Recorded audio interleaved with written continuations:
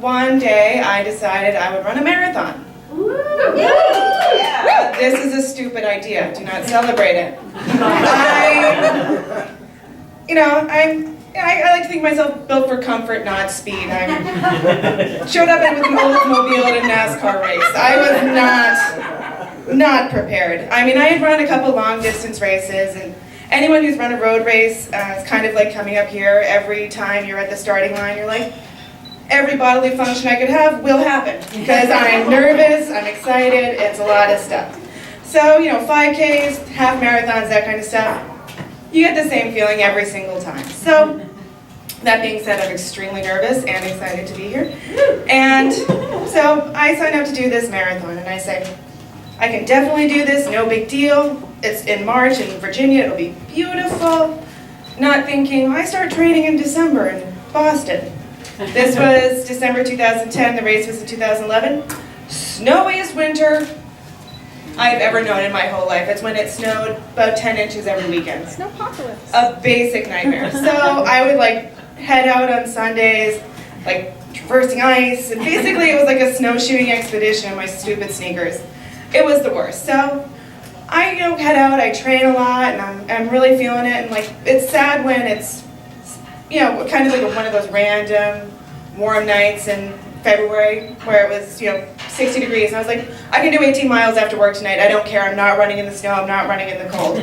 That's when you know you're mentally ill and not in a normal space. But anyways, you have to do it, you have to get it over with, and it's nothing like when you're training for a long distance race, sleeping in on a Sunday. If you've ever done it, your weekends are gone. So I was like, I'm just gonna crank it out. I had friends out looking for my body in the middle of the night because they thought I had died somewhere. Because it takes, 4 hours to run that far. So it's like 10 o'clock at night, my car's still at work, my friends are running around looking for me. Needless to say, it was not a fun experience. But then the race came, and I have a really supportive family. They showed up, they came down to Virginia, my mother, my sister, my brother-in-law, and I had friends that were down there.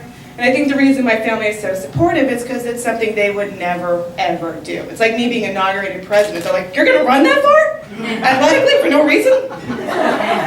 This is astonishing. My mother will show up to a 5-mile race if I asked her to. So anyway, they're all down there and they want to talk about the race. Like, are you ready? Are you preparing? I'm like, I don't want to talk about it. I hate it. I hate it. I hate all of you. I hate this. But they're like, woo! They're celebrating. I'm like, no, this is stupid. This is stupid. Like, why would you celebrate this horrible choice? So I sign up, I go, they're driving me to the race, like, good luck, good luck. I'm like, fuck you guys, I hate this. I hope you're having fun on your vacation, blah, blah, blah. So, I'm kind of trying to remind myself of why I'm doing this, don't know. And so I remember stories people tell me about long distance races. This guy told me one time he was running a race and all I thought every step was cake, cake, cake, cake. And I'm not a huge sweets person, but I'd be like, tuna sub, tuna sub, tuna sub, nachos, nachos, nachos. That worked for me.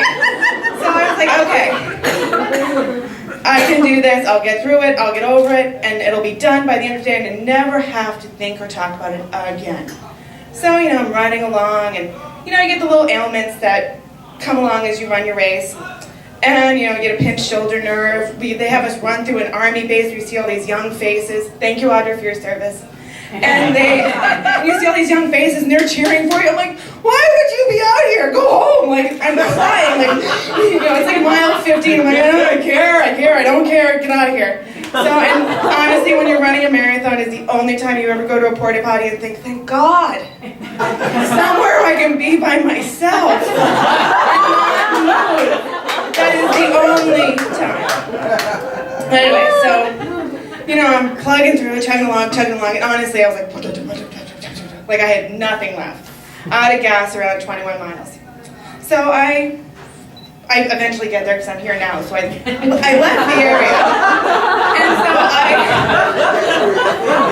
And I'm along the finish line, I can see the finish line, and I'm walking, and these two old guys are like, you better hurry up! They're honestly 70. I was like, I suck. Okay, you're right. And my memory of this is I'm chariots of fire.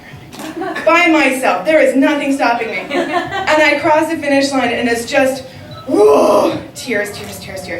And people are handing you bananas and hats. I'm like, get away. snaps a picture, this is my face. But then we go out, I order a beer, and I live the dream, and I say, I'm gonna have every item on this appetizer menu. Nachos, whatever I wanted, and I felt like that was a celebration worth sharing.